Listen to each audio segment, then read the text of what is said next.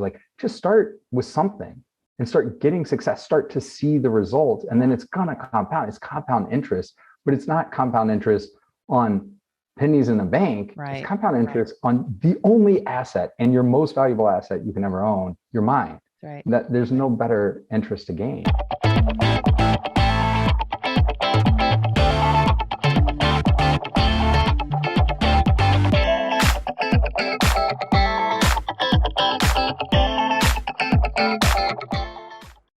Welcome back to the Bombshell Business Podcast. I'm your host, Amber Hurdle, and I am super pumped to share our friend today, our guest on this podcast, because I think now more than ever, the book that he has released this week and the message behind it is super critical. And if I can be just super honest, we recorded this a long time ago and the file was corrupt. So it is the week of his book launch. We're doing it again.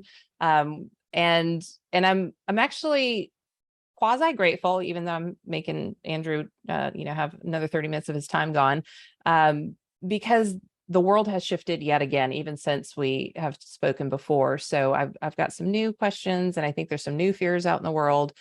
So let me tell you a little bit about him. Andrew McConnell is the founder and CEO of Rented Inc. and the author of the book, Get Out of My Head, Creating Modern Clarity with Stoic Wisdom. Andrew is a serial entrepreneur and frequent contributor to Forbes. A former member of the U.S. national team in open water swimming, Andrew received his AB in history from Harvard University, his JD from Harvard Law School, and his LLM from the University of Cambridge, Trinity Hall. I don't have a voice for that one. Andrew, all of you and your rock starness, welcome to the show. Thank you, Amber. It is you said losing 30 more minutes. No, if I get to spend 30 minutes with you, it's definitely not losing. Aww. I always end up enriched from our conversation. So I am happy to be here.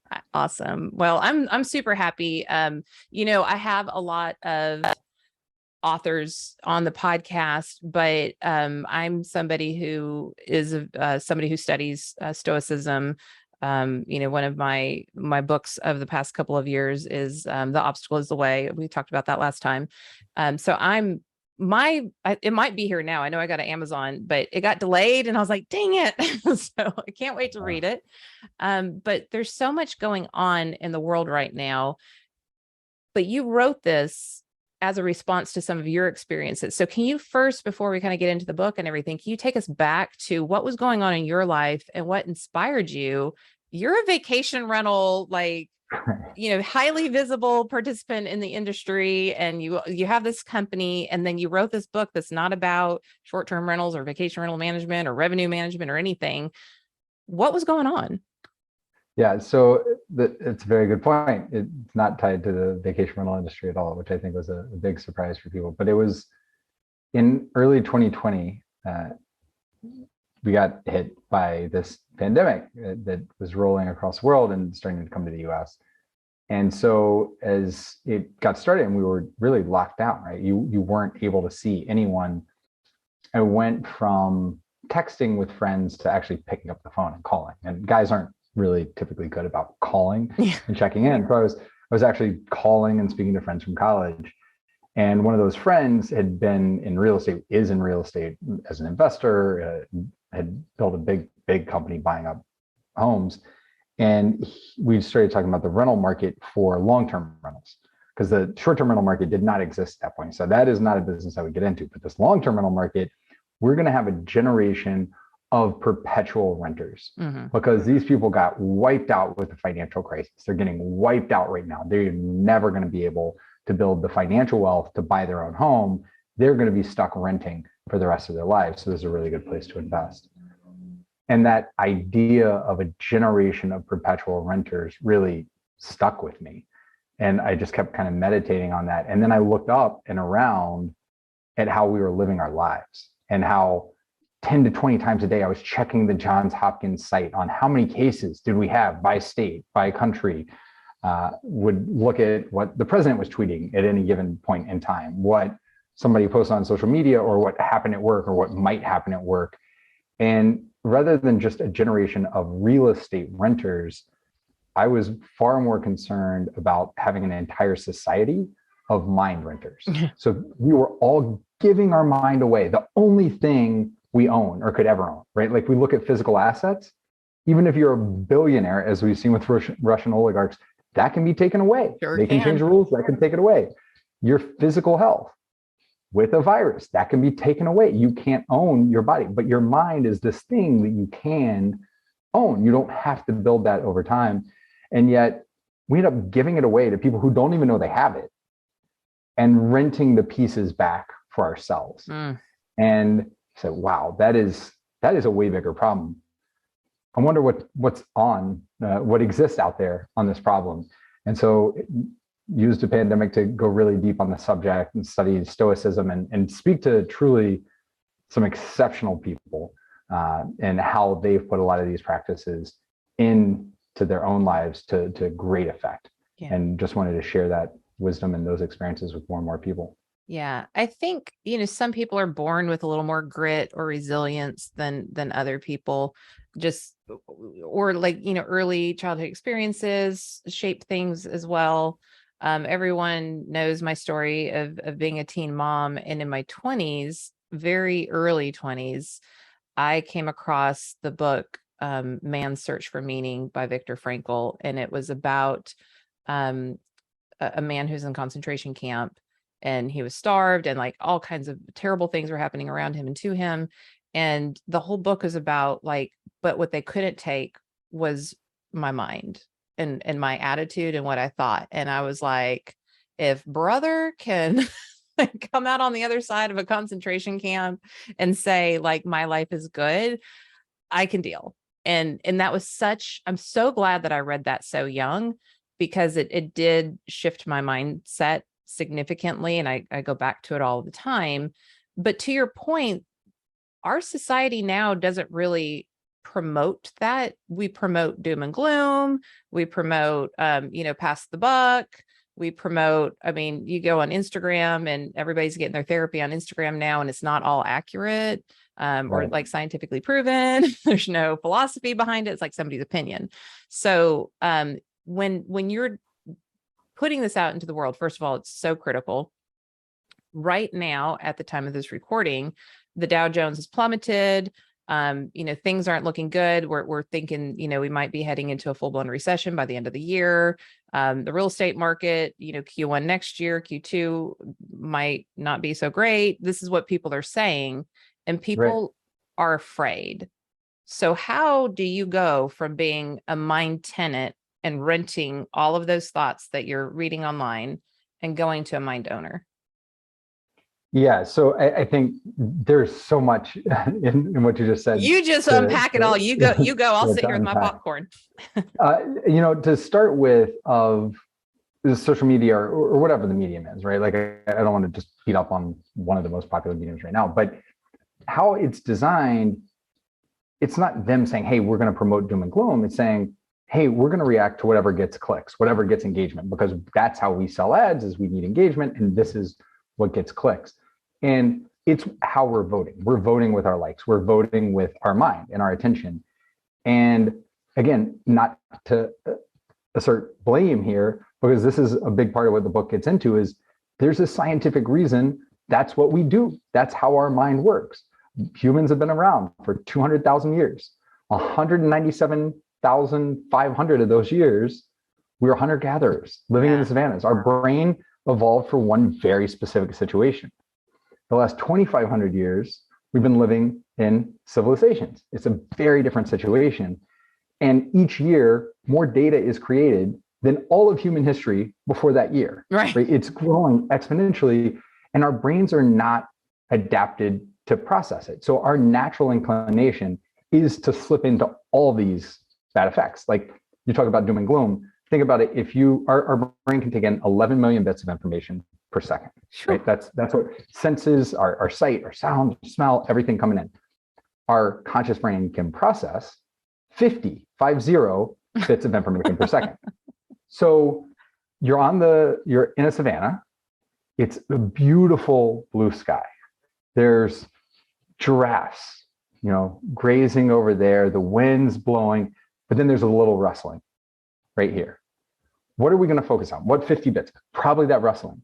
Are we going to think it's a cute, cuddly animal? Or are we going to think that could be a lion that's going to eat me? Well, the people who thought the cute, cuddly animal aren't here. Those genes died, right? It's the people who immediately went to the worst case. And even if they were wrong 99 times, that one time it saved their life. Right. And so there's a reason we focus on the most negative pieces. It's what kept us alive in those situations.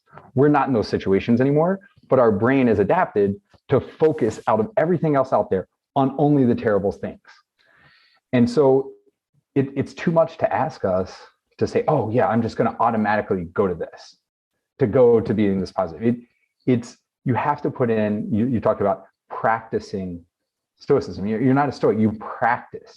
You have to, and that's why this whole book's built around exercises and worksheets, because this isn't a thing of, oh great, I get it, now I'm good, right? Like I'm not Buddha after I read this. It's, oh, now here's the thing I need to do on a daily basis or a weekly basis or a quarterly basis to step back and check myself, because I know my natural tendency as a human, not because I'm faulty, but because I'm a human being, is to slip into this thing that I don't want to do and is not serving me. Let me move this to my conscious mind and decide how I want to spend my time and my mind. And so when you talk about renter versus an owner, right? In studies, people spend 47% of their time with their mind on something other than what they're doing. So half of our lives, we are not where we are. Yeah. We've lost half our lives.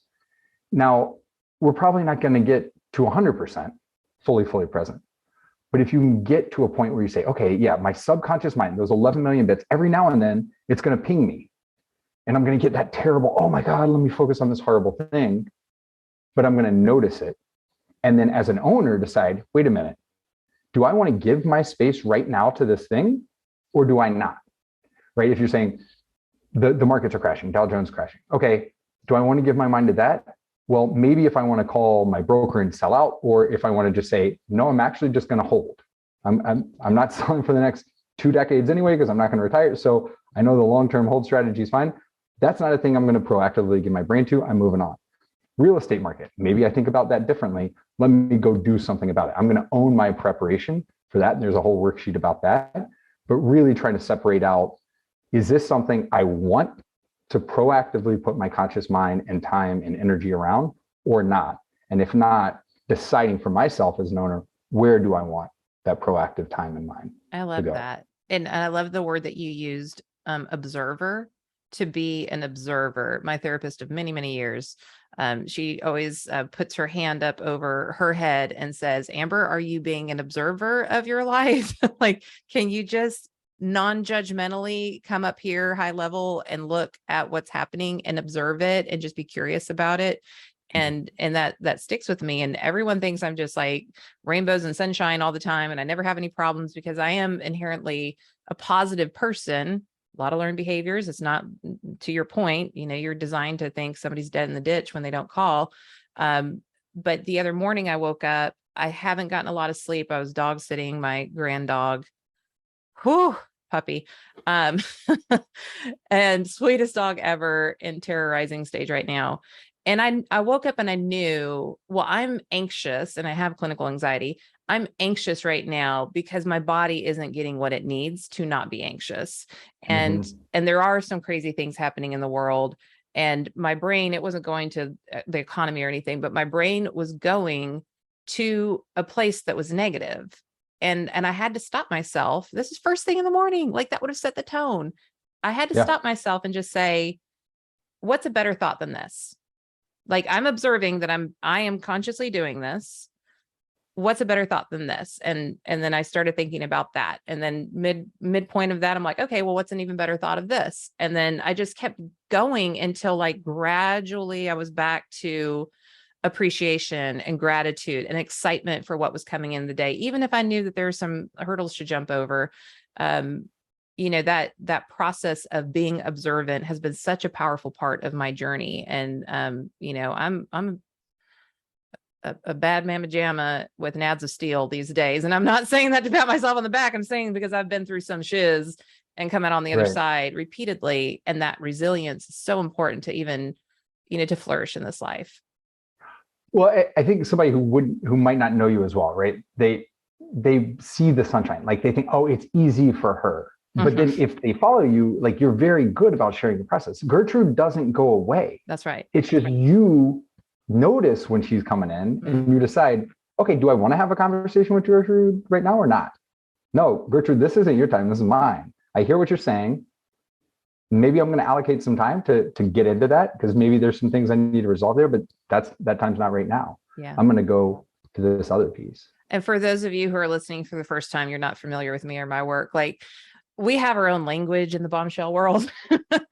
And so Gertrude is what I've named my inner critic, and everybody names their own. You can use Gertrude as well. And so one of the sayings that we have in our community is shut up, Gertrude. It's to be like, okay. And you said this earlier, like, don't judge yourself. Just know that that's how humans are. And so Gertrude's going to come. She's coming to the party every time. You got to tell her she's not invited. So I love that. So we are spending a lot of time also when we talk about creating supportive environments and being around the right people. And if you're on my personal social media, I share so much of this all the time because I believe it all of the time about who you're around and who you're listening to and what you're exposing yourself to. Why do we give our headspace to other people who like don't even deserve to camp out there? Yeah, it's one step to me more tragic than that because they don't even know they have it. Yeah. Right? They didn't ask for it. They don't appreciate it. I mean, maybe they check how many likes they got or something, right? But they don't know that they've just owned your mind for the last 2 hours or the last 2 weeks. And so it's just doubly awful that you've given it to someone who doesn't appreciate it, doesn't value it. And because you didn't value it, you gave it to them for free. Right. And so why do we do it? And it's these dopamine hits, right? Like it gets back to how our brains evolved and what we react to. And it's how a lot of this stuff was designed. You can't get mad about the news, say, well, they only focus on X, Y, and Z. Yeah, because that's what gets viewers or engagement, and that's what sells ads, and it ticks through. And again, you can't blame the people. You can't blame us for putting our time there because that's how our brain evolved. Now, where you can start to put blame is saying, wait, now I know that that's how my brain evolved. I can do something about it. Personal responsibility. I have tools, to not do that. I can't stop my first reaction to do that, but I can then, again, like you said, observe, say, wait, what am I in this situation? Is that what I want? Is that who I want to be? No. Okay, let me change what I'm going to do, right? We might not be able to change our natural reaction, but we can change our proaction if we're willing to observe and then go own what we're going to do going forward. What about like people who do have depression, like that is a part of their reality, or, people who have anxiety or, anything like that in the mental health world? Is there anything different that they can do, or I should say we, because I'm in that club, as to just the average person who doesn't have any type of chemical imbalance or anything like that? Yeah, I mean, look, I'm not a scientist. I'm not medically licensed to do any of this, so I can't kind of give advice on prescription and stuff like that. But I can say, look, I've been in very personally dark spaces before, and what you were just talking about, even about your morning when you woke up and you started down a negative path, kind of two experience shares there. For me, if I'm sleep deprived, then literally the colors of everything I see get muted. The whole day, like everything takes a slightly darker tint, not just in hue and light, but also in my perception of its goodness or badness, right? Like it just goes down, and the level of sleep deprivation can take it down more. And it took a while for me to see this, but my response is, wait, again, my natural reactions go negative. I have to observe that and then just say, wait a minute, is the world terrible or am I sleep deprived? Let me not think on really big subjects right now. Like today is going to be a day where I just do stuff that I can just kind of more Autopilot. mindlessly crank through. Yeah, pilot, and don't think about big subjects at all. And don't make any big decisions. Like, I have to tell myself, do not make big decisions today. You are not in a good state. But it may take until 10:30 for me to get there. Because my wife's like, why are you acting like this? My daughter's like, why is daddy acting? And even though I hear that from 5:30 to 10:30, it may take me 5 hours to be like, oh, you know what's happening right now. Yeah. I'm sleep deprived. The other one was, and I got this from someone else. I can't even remember who to cite, but it was a couple that noticed they were fighting all the time, and they didn't always. And they started realizing it was because they would tackle important subjects after 9 o'clock. Oh, geez. And so they just said, wait a minute, we always fight when we do this at this time. I think we're just tired. Let's not do that anymore, right? We can talk. Let's talk about it in the morning. Let's schedule time on the weekend that's earlier in the day, but we do not tackle big things after 9 o'clock. It's a hard and fast rule. And their relationship got a million times better. It's like, wow, that's really good. I'm not going to calendar, because we used to do that. We're like, oh, because then we're done with work for the time and to lose to bed and all that. This is when we'll do it. And that's not a productive time. And that impacts everything. You might say, yeah. oh, I can't take time out of my work day. I'm running a business or, whatever. But if you don't, and then you have that dark cloud over your most intimate relationship, that's going to impact your business and all aspects of your life.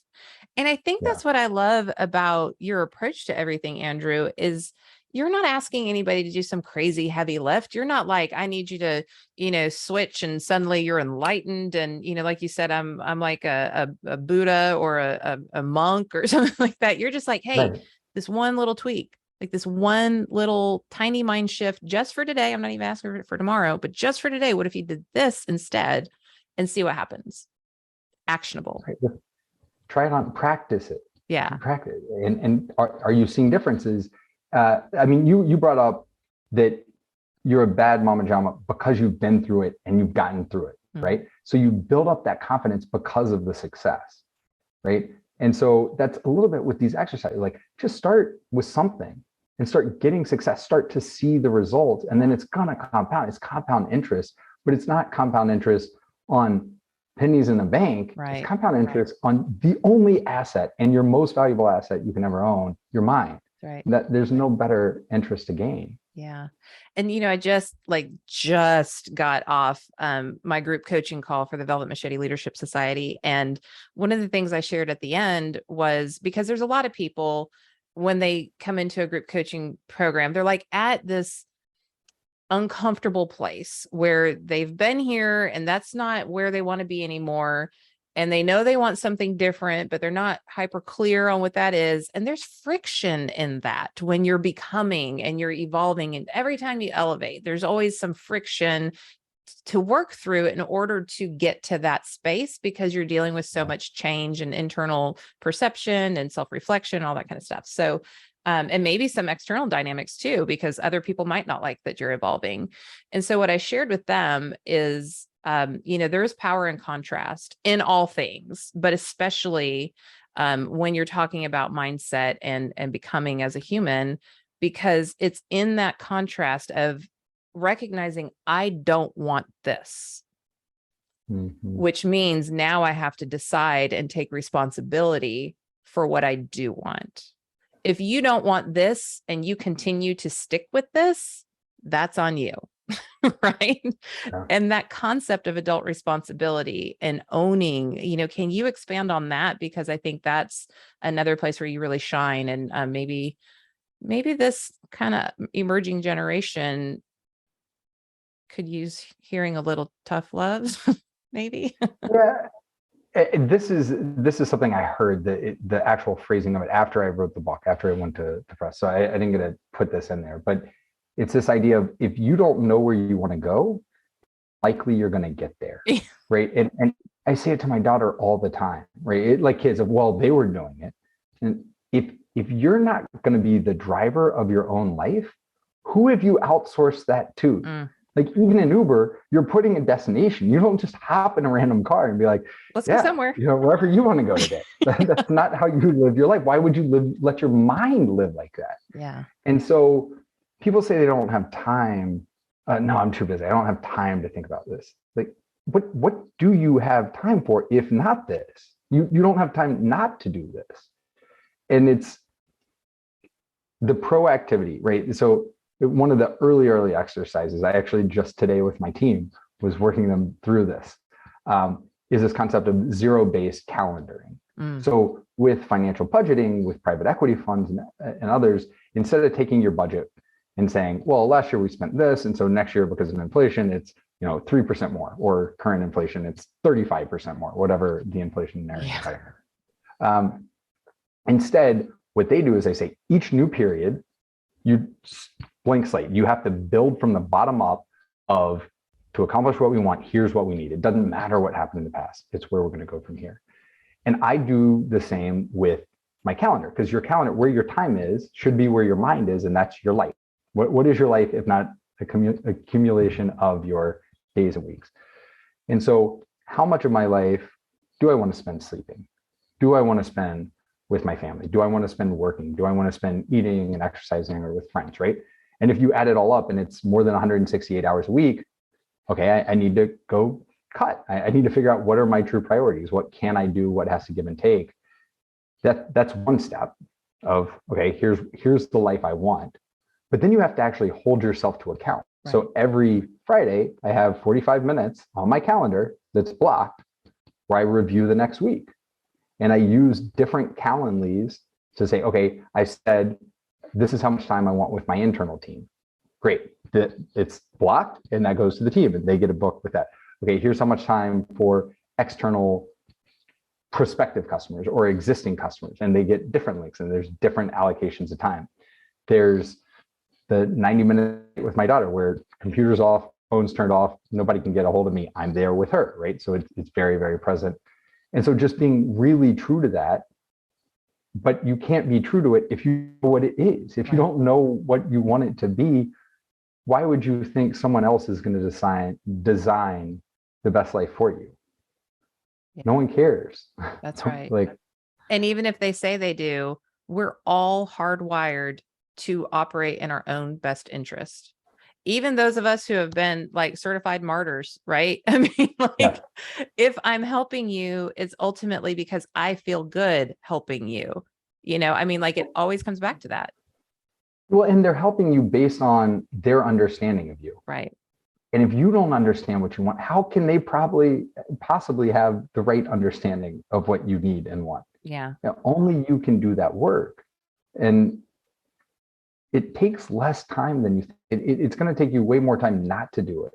It's going to take you way more mind not to do it than to just say, okay, I'm getting less done on these other things today. This is my priority right now. I'm going to do this.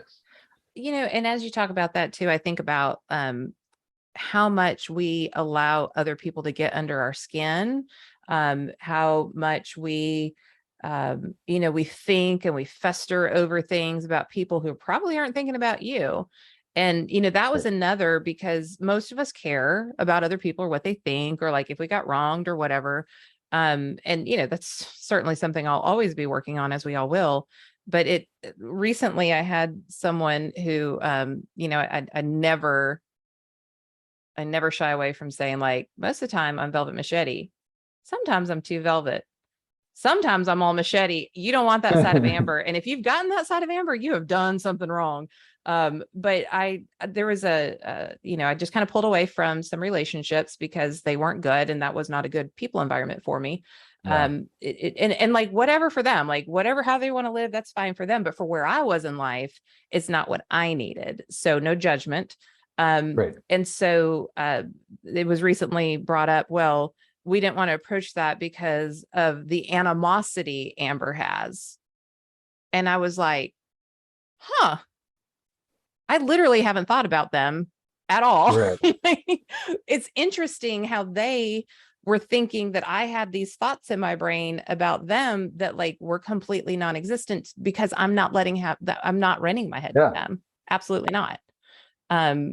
And this happens when you leave a job or you break up, or, you and a friend don't have, you fester on that. And that's why they probably haven't even thought about you. Right. You get a text message, you get an email, right? And like as humans, we're what 90+% nonverbal communicators, Yeah. right? So it's all about the view, it's about the tone, it's about all this. And then on the verbal part, a lot of it's not the words, it's how the words are said. Mm. And yet so much of our communication is now in short text where you lose Like in all the code tone, much less almost. the front. Right. And how much room is there for misinterpretation?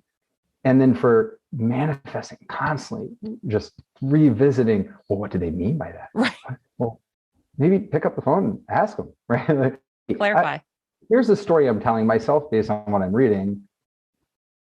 And they may say, yeah, that's right. Or, oh my God, no, that's not at all what I'm sorry. Let me clarify. It was this totally other thing. But you can typically rectify and clarify in a much shorter direct communication than trying to extrapolate of guessing what is in other people's minds. I mean, it's this advice I got when I was in high school of, it was out of a book, Infinite Jest.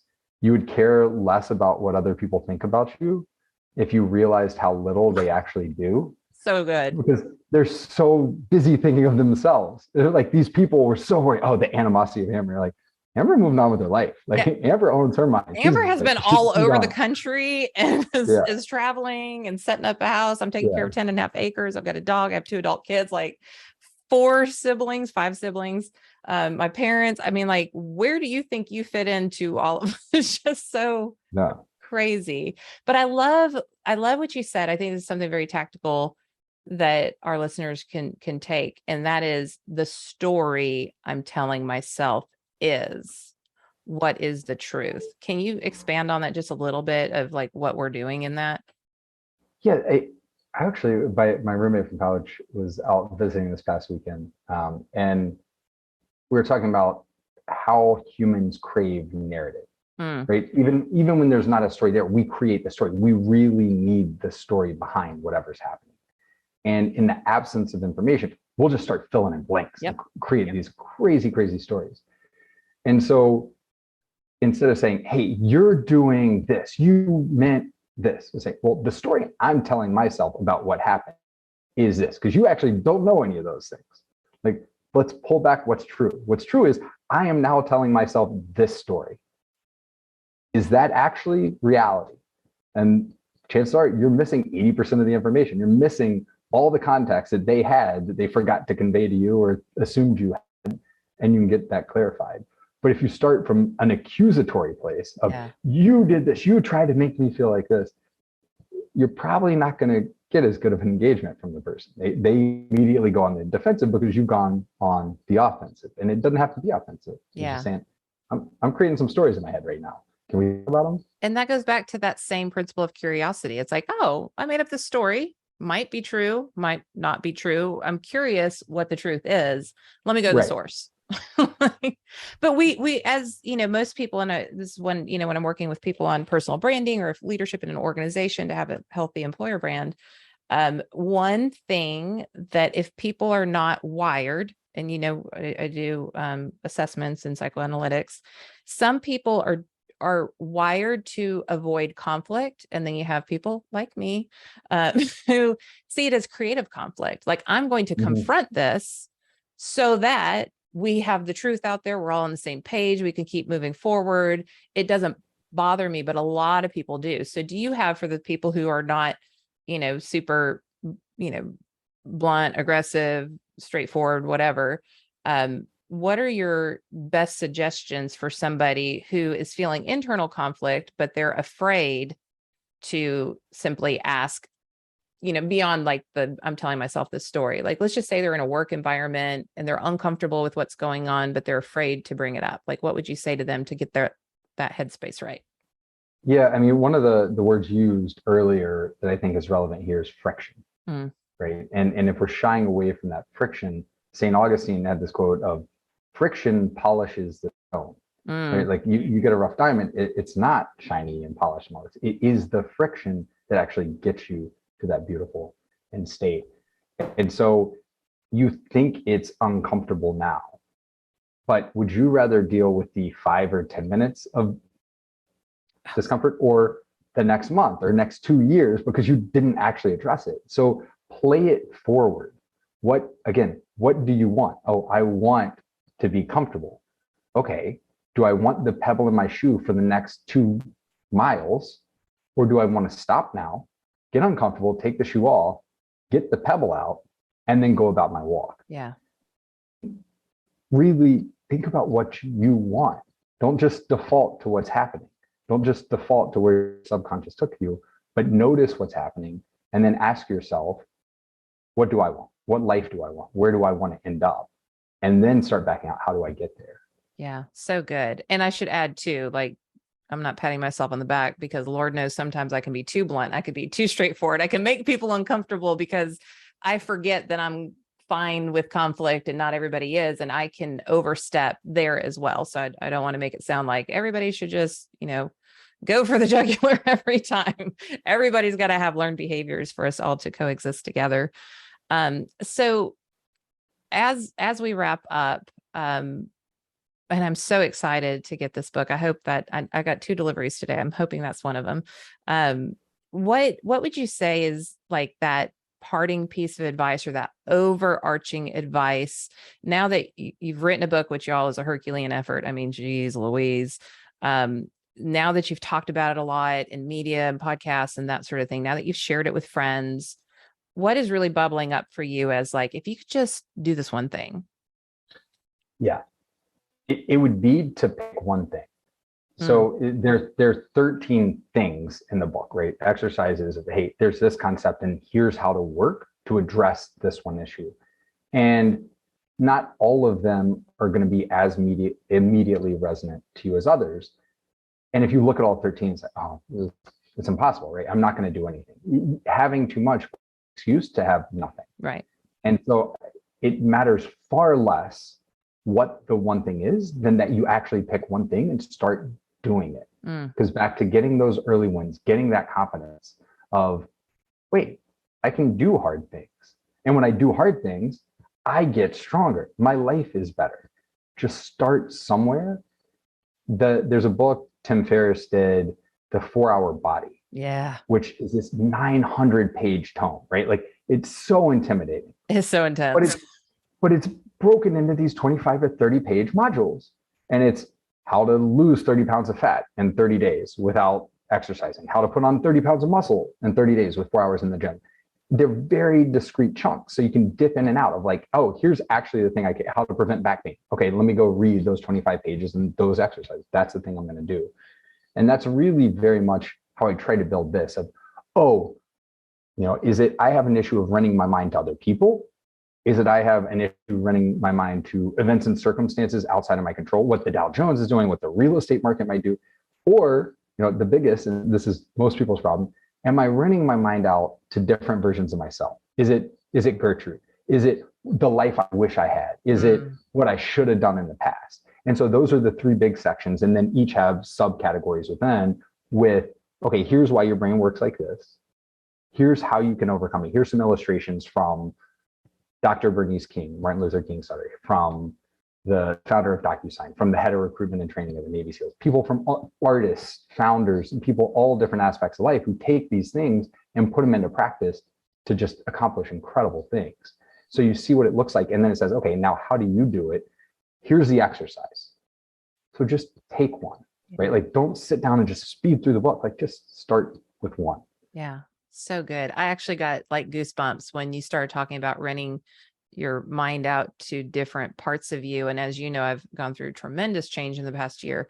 And I continuously was running my mind out to the past, where I was just trying to make sense of things that I'm never going to make sense of. Like, it's just not going to happen. And so I was, now I just feel like a whole different person. But what a powerful concept of Gertrude and the past and these different versions of you too, that you can poison your own well with your own thinking from your own self. And that's crazy. So I really appreciate that. I'm going to file that away. So I know, okay, so you have the book, Get Out of My Head, Creating Modern Clarity with Stoic Wisdom. You get on your website, you can get it on Amazon. Where does everybody, I know I've downloaded your workbook. It's awesome. Where do people get that free workbook? Yeah, that's on the site. So my website, andrewmcconnell.com. And then it has links to all the, it has, if you're not sure you want the full book, you can get the first chapter and introduction, everything, the preview entirely for free. You can download it right on the site. The workbook's there. So all those kinds of tools and resources available there. Yeah. I love that you did, put more actionable stuff, because sometimes you read a book and you might be reading it on a plane and then you're like, oh, I need to implement that. And you never go back, especially with digital reading and stuff. So something people download and work on is awesome. So we will definitely put all of the links in the show notes.